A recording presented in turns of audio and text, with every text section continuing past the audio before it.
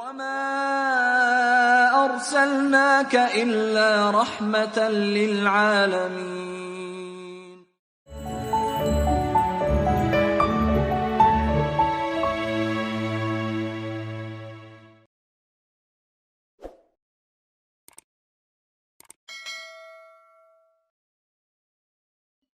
Assalamualaikum warahmatullahi wabarakatuh. Alhamdulillahilladzi ja'ala Ramadan syahran mubarakan 'ala al-ummatil islamiyah. Syahrun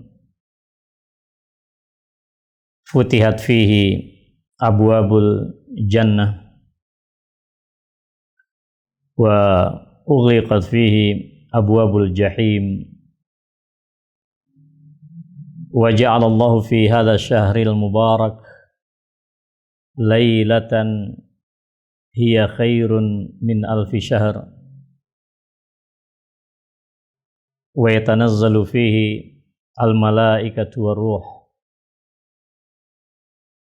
Wassalatu wassalamu ala rasulil huda nabiyina Muhammad al mab'utsu rahmatan lil alamin. Allahumma salli wa sallim ala hadha nabiyil karim wa ala alihi at-tahirin at-tayyibin wa ala ashabihi al-akhyaril mujahidin alladhina jahadu fillahi haqqa jihadih wa ala sairi ummatihi wat-tabi'ina lahu bi ihsanin ila yaumiddin. Usi nafsi wa iyyakum bi taqwallahi faqad fazal muttaqun. Rekan-rekan sekalian, ikhwah semua yang saya muliakan di segenap penjuru bumi Allah Subhanahu wa taala, pada sore hari ini berbahagia sekali dan di luar dugaan kita bahwa Allah masih terus menurunkan keberkahan-keberkahannya dan rahmatnya kepada kita semua, sehingga pada sore hari ini Allah mempertautkan ruh-ruh kita. Al-arwahu junudun mujannadah ma ta'arafa minha talaf wa ma tanakara ikhtalaf. Mudah-mudahan Allah mensenyawakan ruh-ruh kita semuanya, ikhwah sekalian, dimanapun teman-teman berada. Pengajian I'tikaf Ramadan yang ke-38 tahun ini sungguh dalam suasana sebagaimana yang dialami oleh umat Islam sedunia. Ada kebimbangan, ada kerisauan, ada keraguan. Apakah i'tikaf kita pada tahun ini yang ke-38 terlaksana atau tidak? Dan pada detik-detik terakhir menjelang malam ke-21, bersama beberapa kawan ikhwah yang masih ada di pondok, kita memantapkan niat untuk tidak ingin amal kebaikan ini terputus hanya karena suatu ujian yang diberikan oleh Allah kepada kita. Dan kita memahami bahwa COVID-19 ini bukan semata-mata ujian dari Allah untuk memverifikasi siapa yang jujur beriman dan siapa yang tidak jujur di dalam keimanannya. Tetapi juga COVID-19 ini merupakan rahmat Allah Subhanahu wa taala dalam bentuknya yang lain.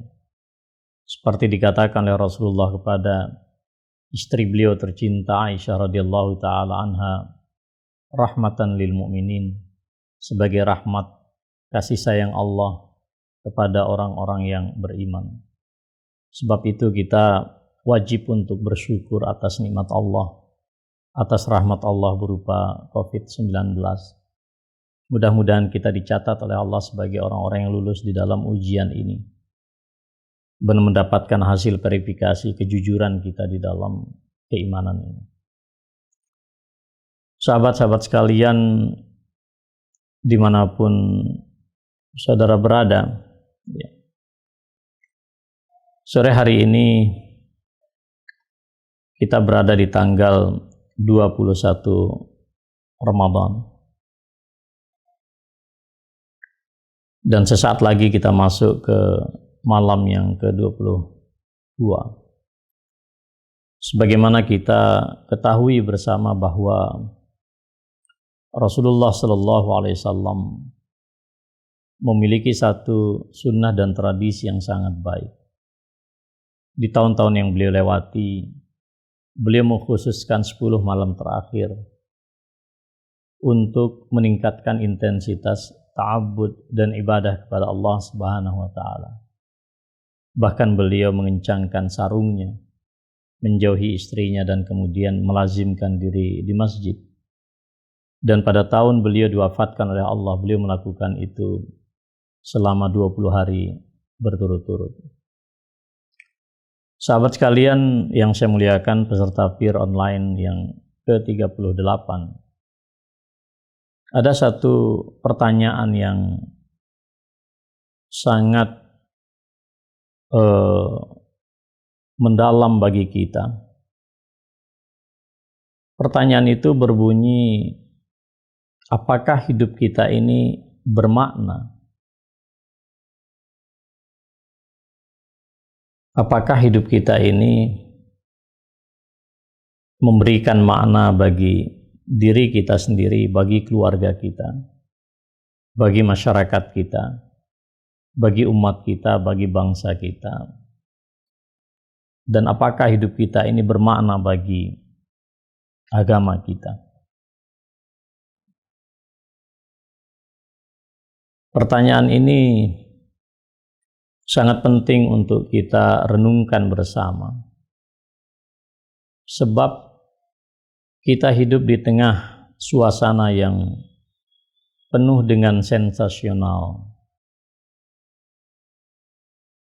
Sampai-sampai Al-Imam Ibnu Ashur rahimahullah di dalam tafsir beliau At-Tahrir wa Tanwir ketika membaca ayat Allah Subhanahu wa taala, ya'lamuna zahiran minal hayatid dunya wa hum 'anil akhirati hum ghafilun.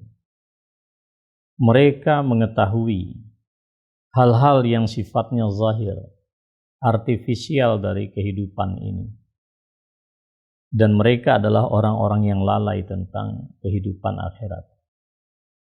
Al-Imam Ibnu Ashur memberikan penjelasan bahwa karakter manusia, terlebih lagi kita di akhir zaman dan di era milenium yang baru ini, adalah orang-orang yang terjebak pada segala hal yang bersifat artifisial, yang tidak sejati, sesuatu yang lebih bernuansa dibuat-buat daripada suatu keadaan yang hakiki yang kita alami. Kata Ibnu Ashur, manusia lebih cenderung untuk kemudian menangkap makna kehidupan itu pada aspek yang zahir. Dan mereka kemudian jahil tentang persoalan-persoalan yang meskipun secara kasat mata tidak terlihat. Orientasi akhirat misalnya, mereka ini lalai. Wahum 'anil akhirati hum ghafilun. Mereka lalai. Padahal kehidupan yang hakiki itu ada di situ. Bukankah Allah juga menyatakan wal akhiratu khairu wa abqa. Kehidupan yang akhir, kehidupan akhirat itu adalah lebih baik dan lebih kekal abadi. Allah pun juga memberikan ajaran kepada kita, wala takunu kallazina nasullaha fa ansahum anfusahum ulaika humul fasiqun. Barangkali ada banyak infrastruktur ilmu pengetahuan yang kita miliki. Ada banyak perbendaharaan ilmu pengetahuan yang kita raih.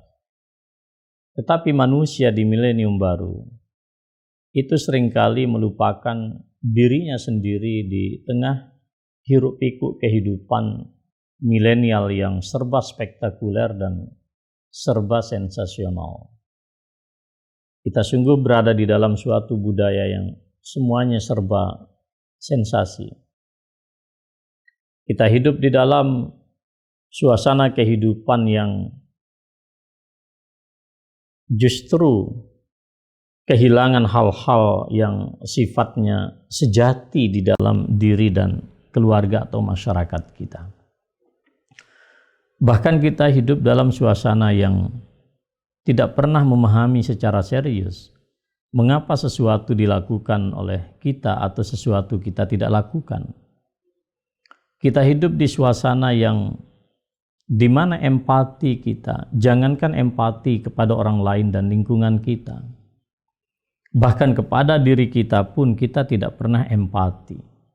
Apa buktinya? Kita jarang sekali melakukan refleksi terhadap perjalanan hidup kita. Kalau demikian suasananya, sahabat sekalian, maka kehidupan kita ini akan terancam menjadi kehidupan yang tidak memiliki aspek rohani dan spiritual. Artinya apa? Kehidupan kita menjadi kehidupan yang hampa dan kehidupan yang sama sekali tak bermakna. Bukankah pencapaian materi yang didapatkan oleh orang-orang hidup di milenium baru jauh dari apa yang didapatkan oleh orang-orang tua kita di masa yang penuh dengan kesederhanaan? Tetapi bukankah juga manusia di milenium baru ini adalah orang-orang yang hadir dengan kehampaan jiwa dan tidak berbahagia di dalam hidupnya? Bukankah infrastruktur kehidupan kita begitu dahsyat? Tapi bukankah kita juga menjadi orang-orang yang kemudian garing dengan relasi kemanusiaan di antara kita? Relasi kemanusiaan kita saat ini berubah dari ilaqah insaniyah menjadi ilaqah maddiyah. Relasi manusiawi menjadi relasi yang serba material. Nah, sahabat-sahabat sekalian yang saya muliakan, wajarlah kemudian kita membaca pertanyaan Allah Subhanahu wa taala di dalam surat Al-Infitar ayat ke-6 sampai ayat yang ke-8. Ya ayyuhal insan ma gharraka bi rabbikal karim alladzi khalaqaka fasawwaka fa'adalak fi ayyi suratin ma syaa rakkabak. Ya. Apa yang membuat kita ini kemudian terlalaikan dari jalan Allah Subhanahu wa taala? Bukankah Allah Subhanahu wa taala sudah menyatakan kepada Rasulullah sallallahu alaihi wasallam, wa anna hadza sirati mustaqiman fattabi'uhu, dan sungguh ini adalah jalanku yang lurus, ikuti dia. Wala tattabi'us subul fatafarraqa bikum an sabili, jangan kalian ikuti jalan dan paradigma kehidupan yang beragam itu, sehingga nanti pada ujungnya kalian tidak sampai di jalan Allah Subhanahu wa taala.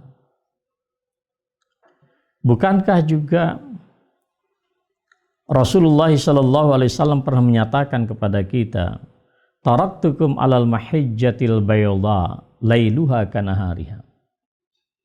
Aku tinggalkan kalian, kata Rasulullah, dalam hamparan yang begitu putih bersih. Malam harinya itu persis seperti siang harinya. La yazighu anha illa halik. Maka tidaklah mengambil jalan penyimpangan dari hamparan yang putih bersih itu kecuali orang yang milih jalan kebinasaan untuk dirinya. Ya ayyuhal insan ma gharraka bi rabbikal karim. Wahai manusia, apa yang membuatmu terpedaya dari jalan Allah Subhanahu wa taala? Apa yang membuatmu disorientasi dari jalan Allah Subhanahu wa taala? Sahabat sekalian yang saya muliakan, dari sinilah kemudian ketika kita membaca riwayat dari sahabat besar Rasulullah sallallahu alaihi wasallam, As-Sahabiyul Jalil Ibnu Mas'ud radhiyallahu taala an. Ketika beliau membaca ayat Al-Qur'an, beliau membaca surat Al-Hadid ayat ke-16. Alam ya'ni lillazina amanu an takhsha'a qulubuhum li dzikrillahi wa ma nazala minal haqq wa la yakunu kallazina utul kitab min qablihim fatala 'alaihimul amad faqasat qulubuhum wa katsirun minhum fasiqun. Belumkah tiba saatnya bagi orang-orang yang beriman agar hati mereka khusyuk, luluh, tersungkur di hadapan Allah Subhanahu wa Ta'ala ketika menerima kebenaran. Jangan sampai mereka berlaku atau berkarakter seperti orang-orang yang telah diberikan Alkitab sebelumnya. Semakin lama mereka berinteraksi dengan kitab tersebut, semakin hati mereka mengeras. Dan kalau hati mengeras, maka sebagian perilaku mereka itu adalah kefasikan. Hidup di atas pengkhianatan terhadap ilmu pengetahuan yang telah diberikan atau dianugerahkan oleh Allah Subhanahu wa Ta'ala. Sahabat mulia Ibnu Mas'ud radhiyallahu ta'ala an, ketika membaca surat Al-Hadid ayat ke-16 itu, beliau menyatakan makana baina islamina wa baina utibna bihadil ayah illa arba'un sinin. Antara kami berislam, mengikuti Rasulullah sallallahu alaihi wasallam, sampai kemudian Allah mencela kami dengan ayat ini, belumkah tiba saatnya bagi orang-orang yang beriman agar hati mereka khusyuk, berzikir dan menerima kebenaran yang datang dari Allah. Kata beliau, antara keislaman kami sampai kami dicela oleh Allah dalam ayat ini tidak lebih dari 4 tahun. Ibnu Mas'ud radhiyallahu ta'ala anhu mengatakan tidak lebih dari 4 tahun. Sahabat sekalian, berapa lama Islam sudah ada di dalam genggaman kita? Berapa lama Islam sudah kita klaim sebagai jalan kehidupan kita? Berapa lama Al-Quran ada di hadapan kita? Berapa lama kita sudah mengenal Rasulullah SAW dalam hidup kita? Tapi pertanyaannya adalah, apakah kemudian Al-Quran yang dikatakan dusturun ilahiyun, konstitusi ilahi yang tertinggi yang ada di dalam kehidupan kita, dan Rasulullah SAW sebagai qudwatuna, sebagai teladan dan prototipe yang ideal di dalam hidup kita, seberapa kita wujudkan di dalam kehidupan nyata kita? Ataukah kemudian semua itu hanya menjadi klaim dan atribut hampa pada diri kita? Jadi sahabat sekalian yang saya muliakan, inilah sesungguhnya esensi daripada i'tikaf yang diajarkan oleh Rasulullah sallallahu alaihi wasallam, sebagaimana beliau lakukan dan juga para nabi dan rasul lakukan di masa hidup mereka. Perhatikanlah bagaimana Rasulullah sallallahu alaihi wasallam berinteraksi secara aktif di dalam kehidupan sosial, politik, kebudayaan, bahkan militer. Beliau terlibat jauh di dalam kehidupan masyarakat waktu itu. Artinya beliau tidak mengisolasi diri dan tidak kemudian membatasi diri dari realitas sosial politik dan kebudayaan. Bahkan beliau terlibat di dalam beberapa peperangan yang terjadi di masyarakat Quraisy ketika itu. Beliau adalah seorang sosok yang begitu peduli pada kemanusiaan. Beliau selalu memberikan makan kepada orang-orang miskin. Beliau memberikan pakaian kepada orang yang tidak sanggup berpakaian. Beliau adalah orang yang cerdas di dalam menawarkan resolusi konflik di masyarakat Arab ketika itu. Dan tidak ada yang menyanggah beliau adalah sebagai seorang al-amin, orang yang sangat terpercaya. Tapi lihatlah apakah itu cukup sebagai modal bagi beliau untuk melakukan sebuah transformasi masyarakatnya? Tidak. Beliau pada usia 37,5 tahun kurang lebih. Beliau selalu pergi ke satu tempat yang disebut dengan Gharu Hira, Gua Hira. Disitulah beliau melakukan semacam perenungan, Beliau melakukan tadabbur terhadap kehidupan. Beliau melakukan tafakkur terhadap seluruh ciptaan Allah Subhanahu wa taala. Beliau kemudian melakukan semacam kontemplasi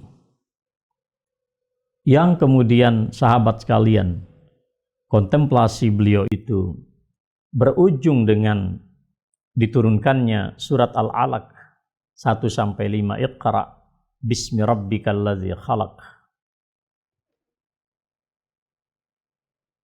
Khalaqal insana min 'alaq. Iqra wa rabbukal akram. Allazi 'allama bil qalam. 'Allamal insana ma lam ya'lam. Pada saat 5 ayat ini diturunkan oleh Allah melalui Jibril alaihissalam, dan beliau diperintahkan untuk membaca sebanyak 3 kali di dalam penuturan para ahli sirah. Iqra, Iqra, Iqra. 3 kali beliau diminta untuk membaca, dan jawaban beliau konsisten, ma'ana biqari, ma'ana biqari. Aku bukanlah seorang pembaca yang baik. Sahabat sekalian yang saya muliakan, sekelas baginda Rasulullah SAW bukanlah orang yang tanpa literasi. Pendapat yang saya yakini adalah beliau seorang pembaca yang sangat luar biasa. Tidak mungkinlah kemudian dikatakan Rasulullah SAW sebagai orang yang tidak kenal literasi, walaupun budaya literasi waktu itu sangat rendah, tetapi beliau adalah seorang pembaca. Tapi mengapa beliau saat ditawarkan oleh Jibril untuk beriqra, beliau menyatakan ma'ana biqari? Dapat pula ini kita pahami melalui perspektif yang lain. Ketika Allah menyatakan, wallahu akhrajakum min butuni ummahatikum la ta'lamuna syai'an. Dan dialah Allah yang telah mengeluarkan kalian dari rahim ibu kalian dalam keadaan sama sekali tidak mengetahui. Wa ja'ala lakumus sam'a. Kemudian Allah menciptakan bagi kalian sama, alat indera. Wal absar, dari kata basirah, pandangan-pandangan yang sangat tajam, akal budi yang sangat tajam, intelek yang sangat tajam. Wal afidah. Dan yang ketiga adalah Allah menciptakan bagi kalian al-fuad, yang jamaknya adalah afidah. Fuad itu adalah inti terdalam daripada qalbu seorang hamba. Sehingga dalam perspektif kekinian 3 kali Rasulullah diminta untuk membaca. Iqra yang pertama adalah pembacaan yang bersifat bayani, pembacaan yang bersifat empirik. Dan pembacaan kedua adalah pembacaan yang bersifat intelektual, kritis mendalam, burhan. Dan iqra yang ketiga adalah pembacaan yang bersifat irfani, pembacaan yang bersifat intuitif.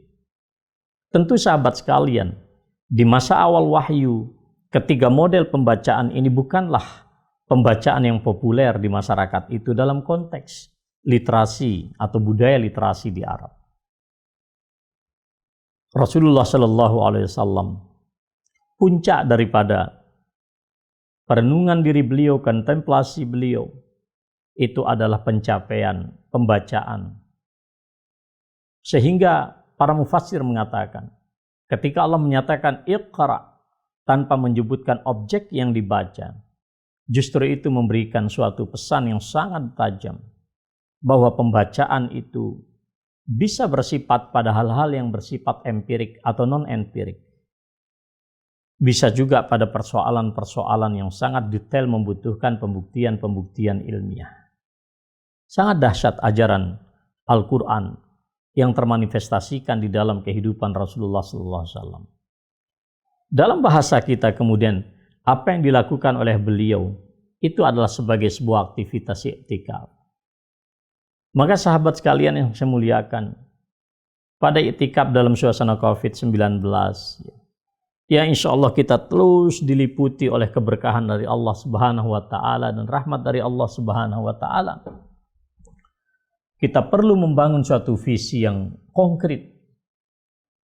Pada akhir Ramadan ini, saya pribadi menawarkan kepada kawan-kawan, pertama adalah kita hendaknya memantau keseimbangan antara apa yang terjadi di dalam internal diri kita, zat diri kita ini, dengan berbagai macam perkembangan di luar diri kita yang begitu dahsyat. Budaya-budaya yang begitu semuanya baru. Transformasi yang begitu cepat. Bahkan lebih cepat daripada apa yang kita pikirkan. Kita menghadapi suatu realitas dan karakter kehidupan yang sangat dinamis. Perubahan yang sangat cepat. Saya kira ini membutuhkan perenungan yang sangat dahsyat. Termasuk juga kita menata ulang aspek-aspek yang bersifatnya orientasi di dalam kehidupan kita. Dari mana kita berasal? Di mana kita saat ini? Mau kemana kita menuju di dalam hidup ini? Tahun lalu dalam suasana iktikaf, kita masih dibersamai oleh guru kita, Allah yarham Bapak Buya Profesor Dr. Yunhar Ilyas. Dan hari ini beliau tidak lagi bersama kita. Saya bersyukur di malam pertama Ramadan ketika kita mengadakan kajian online bersama kawan-kawan santri di sini. Saya bersyukur pada malam hari itu saya dipertemukan oleh Allah dengan Buya Yunhar Ilyas melalui tentu koneksi komunikasi supra komunikasi dalam ru'ya, dalam suatu mimpi yang saya yakini mimpi itu adalah sangat indah. Saya katakan di manakah beliau hari ini? Ini pertanyaan yang mendasar. Barangkali kita terlalu jauh di dalam dinamika dunia yang semakin hari semakin lucu. Yang kedua, sahabat-sahabat sekalian yang saya muliakan, pada sisa Ramadan ini kita harus melakukan refill. Kita mengisi ulang apa yang ada di dalam kolbu dan batin kita. Kita kokohkan kembali kapital spiritual kita, modal kerohanian kita. Sehingga kemudian kalau ini dapat kita lakukan, kita akan menjadi orang-orang yang insya Allah ditakdirkan oleh Allah untuk mencapai malam Lailatul Qadar. Yang saya pribadi memahami malam Lailatul Qadar adalah cara di mana Allah melakukan akselerasi amal soleh bagi kita semuanya. Kita tidak dilahirkan sebagai umat Nabi Nuh yang usianya barangkali 10 kali lipat dari umumnya, bahkan 11 kali lipat dari umumnya usia umat Nabi Muhammad SAW. Tetapi Allah anugerahkan kita pada malam hari itu. Ditentukan oleh Allah pada malam itu sebagai Lailatul Qadar, khairun min alfi syahr. Tapi dalam konteks kemanusiaan saya ingin mengatakan kepada kita, bukan semata Allah kemudian mengakselerasi kebaikan-kebaikan itu lalu dilipat gandakan oleh Allah, bukan semata itu. Tetapi Lailatul Qadar yang paling pokok bagi saya adalah, dan saya tawarkan kepada kawan-kawan peserta iktikaf online di seluruh dunia saat ini, pada saat kita mampu menemukan kemuliaan kemanusiaan kita, itulah Lailatul Qadar. Karena Al-Qadar maknanya adalah kemuliaan. Apa kemuliaan manusia yang tertinggi yang pernah diciptakan oleh Allah? Ketika Allah menyatakan bahwa kita diciptakan, inni khalaqtu ibadi hunafa. Aku sungguh telah ciptakan para hambaku dalam keadaan lurus, dan lurus itu tidak lain daripada surat Ar-Rum ayat 30. Fa'aqim wajhaka lid-dini hanifa fitratallah allati fataran nasa 'alaiha la tabdila li khalqillahi dzalika ad-dinul qayyim. Itu adalah pencapaian kemuliaan manusia. Sahabat-sahabat sekalian yang saya muliakan, mudah-mudahan satu di antara malam-malam yang tersisa sampai akhir Ramadan nanti ditakdirkan oleh Allah bagi kita bukan saja untuk mencapai amalan-amalan yang lebih baik daripada 1000 bulan yang dikatakan oleh Allah dalam Al-Quran, tetapi secara empirik dan secara kenyataan kita diizinkan oleh Allah untuk mencapai kembali dan menemukan kembali titik dan poros utama kemuliaan kita sebagai seorang hamba Allah yang menghambakan diri kepada Allah dan sebagai seorang khalifatullah, sebagai seorang khalifah di muka bumi ini, wasta'marakum fiha, yang diberikan amanah oleh Allah untuk memakmurkan kehidupan kita. Sahabat sekalian yang saya muliakan, pencapaian rohani tertinggi dilakukan dan dialami oleh Rasulullah SAW. Bukankah beliau sudah sampai di malam Lailatul Isra dan Mi'raj, di satu titik di mana malaikat Jibril alaihissalam tidak pernah mencapai titik itu. Bahkan beliau menunggu di satu tempat yang lebih rendah dari apa yang dicapai oleh Rasulullah SAW. Dan setelah itu buktinya beliau kemudian turun ke permukaan bumi. Ya. Menjelang peristiwa hijrah. Dan bertitik tolak dari pengalaman spiritual yang sangat dahsyat dan sangat besar dalam sejarah kemanusiaan universal itu. Beliau melakukan suatu transformasi yang sangat besar dalam sejarah peradaban manusia. Beliau kemudian hijrah ke Madinah. Dan dari Madinahlah kemudian nurul Islam, cahaya Islam ini ditransformasikan oleh Rasulullah ke seluruh dunia. Jadi sahabat sekalian, apa yang diklaim oleh sebagian orang-orang sufi yang tidak seyogyanya misalnya, ketika kita sampai kepada pencapaian ilahiyah tertinggi atau spiritual tertinggi, lalu kita berdiam diri menjadi makhluk yang pasif, tidak. Justru yang dilakukan oleh Rasulullah adalah bagaimana memberikan kontribusi peradaban yang sangat besar bagi kemanusiaan secara global. Nah, inilah sahabat-sahabat sekalian yang saya muliakan sebagai pengantar i'tikaf Ramadan yang ke-38 yang pada tahun ini dengan keadaan darurat kita laksanakan secara virtual atau online. Tapi alhamdulillah dengan demikian peserta i'tikaf ini menjadi dari berbagai belahan bumi Allah di dunia ini, di bumi ini, bukan hanya dari Indonesia dan berbagai daerah. Tadi saya dengar ada dari Jepang, ada dari Jeddah, kemudian ada dari tempat-tempat yang lain. Demikian saja sahabat sekalian sebagai pengantar. Nasrun minallahi wa fathun qarib wa basyiril mu'minin. Wassalamualaikum warahmatullahi wabarakatuh.